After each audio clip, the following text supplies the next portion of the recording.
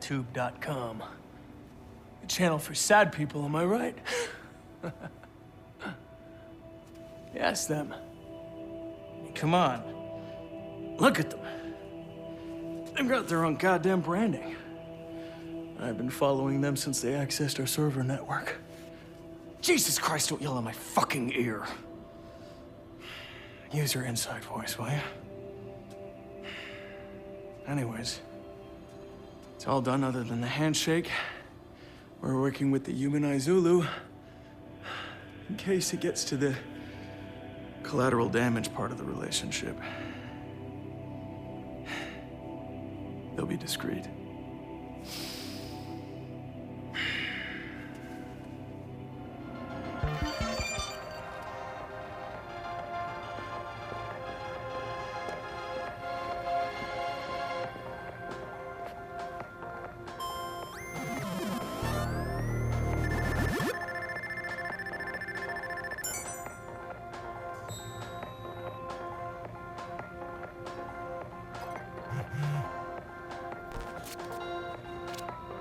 Marcus, those Nudon parasites got our recruitment video killed.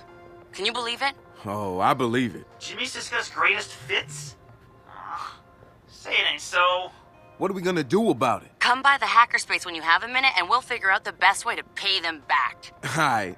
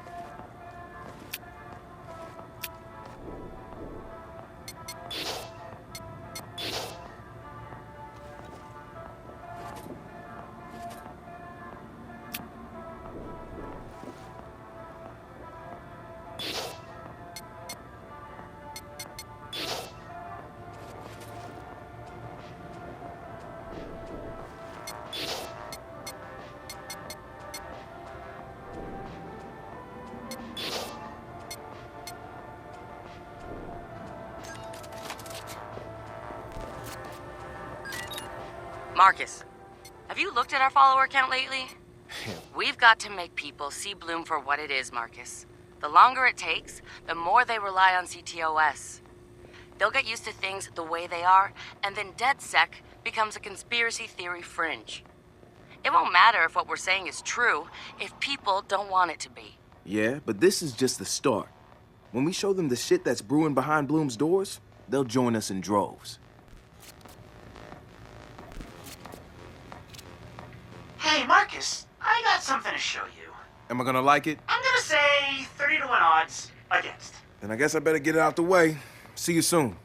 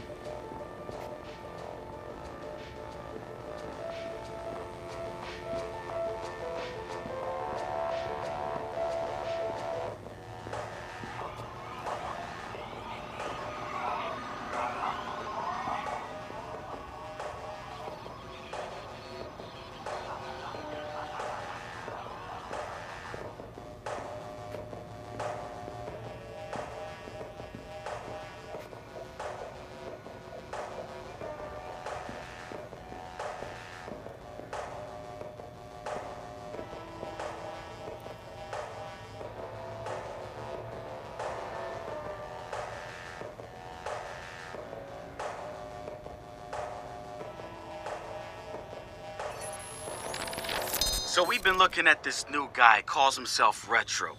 Now, I like his style. Spent some time in Oakland. In fact, that's where he earned some of his hacker cred. I read everything I could about it when it was going down. The Home Domain Center had to deal with Homeland Security. They rolled out cameras in Oakland and started stockpiling data on everybody. Somehow Retro got targeted by the thing and profiled him based on his computer skills and marked him as a prime suspect in the local high-tech robbery. The evidence was all digital. Nothing put him at the scene of the crime. And the case was a shit show, full of quotes from people who didn't know anything about technology, lies everywhere, false flags and fear-mongering. They weren't about to admit to a flaw in their system. Retro got lucky. He got a judge that decided not to throw the book at him. So he ended up with community service. He says it wasn't a big deal because he got to work with kids. Taught them the truth about the system in place. Probably the best lesson they've ever learned.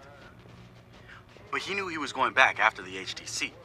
He data mined them, hacked into the accounts of their key members, exposed every little thing that showed just how corrupt the system was. A huge victory, right?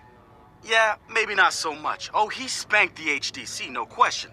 Got the program shut down hard. So where did all those cameras in Oakland go?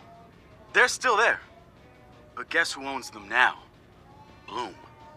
They're part of the CTOS, being used to track and profile people, just like the HDC was doing. And now Retro's got himself a nasty profile on record. We think he's gonna be eager to do something about it and can't wait to see him work. My bet, he's prime DedSec material.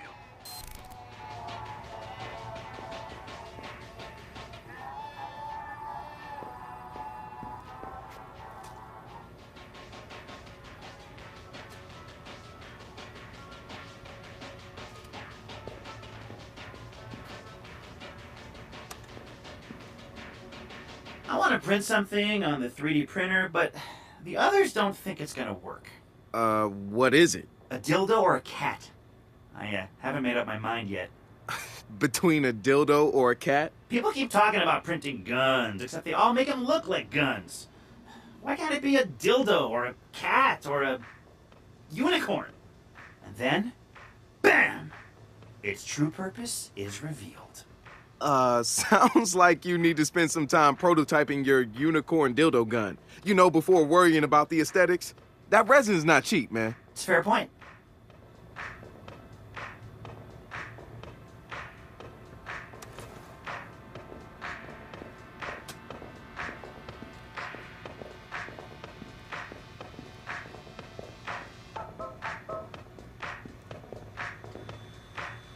I've been digging a bit deeper into the studio's data sharing deal with Bloom, and the thing is, the studio let them have some of the user data, but Bloom's accessing more of it without the studio's knowledge. And the studio hasn't noticed? No, because the studio is using CTOS infrastructure. It's getting grabbed there. Josh must be right.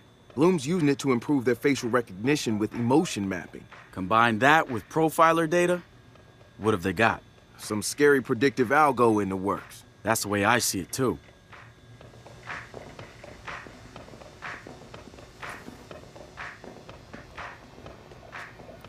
Galilee was on the right track in their car dev.